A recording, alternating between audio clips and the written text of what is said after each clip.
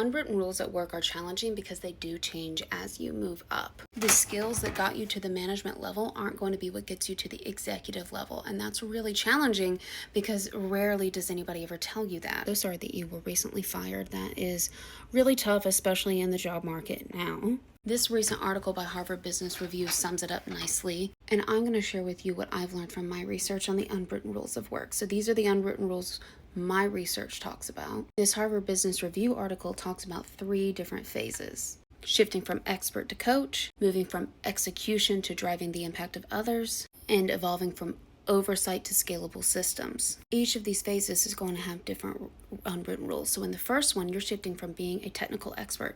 That doesn't necessarily mean you'll be a great executive. And I've talked on here many times about how vice versa is also true. Having some expertise and skills, the soft skills to lead, are the sweet spot. When you move to the executive level, you're not rewarded for being really good at the task anymore. You need to build the political capital and the relationships. It's more about leadership and soft skills. You need to understand the formal and informal power dynamics, not just in your organization, but in your industry. And that applies to all of this political savviness, these unwritten rules, like navigating hierarchy, schmoozing. The second phase, where you move from doing the work to managing the system. It's not on what only you personally can make happen. Your impact is being measured by how well other people do their jobs. And that can be a lot of what I call additional labor, especially if you're a woman and or a person of color. You're going to have a lot more conflict resolution that you need to do between and within teams. Emotional labor, doing the glue work of keeping people together. And I would argue that all these office politics are also additional labor as well. But when you're an executive, that can more so be a lot of what your job is.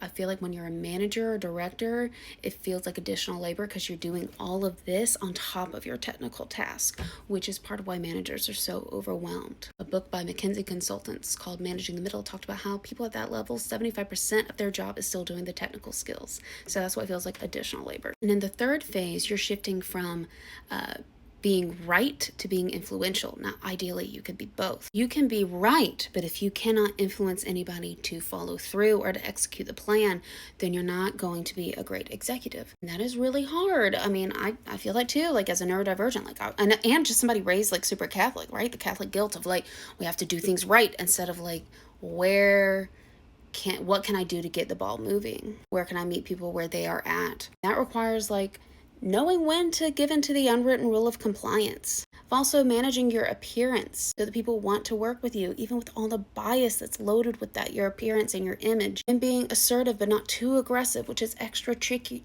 if you're a woman or a person of color, and especially if you are both. And through all of this, you need to also be creating psychological safety, which is the opposite of compliance, for your team, so that people who are on the ground and doing the task work can come to you and let you know about issues before they are too big to drive back. And that's something a lot of executives, especially now, aren't so great at because there's such a macho, what are they calling it now?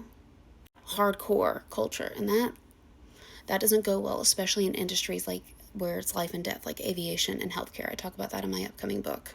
It's overwhelming because it is overwhelming. And I have always appreciated the organizations that have different paths for people who want to maintain subject matter experts while still making a living and moving up, and people who want to go into leadership because they are not inherently the same skill set. But when you find a leader who has both, that is like, you hear the heavens singing. The book that comes out this fall is going to have recommendations for leaders, staff, and HR. A free chapter pre-released in my bio. You can check that out. Also, my school community has a sale right now. You can join and meet people who are like you and learn more about this, and let me know what courses you would like to see in here. Is this something that you would like a course on?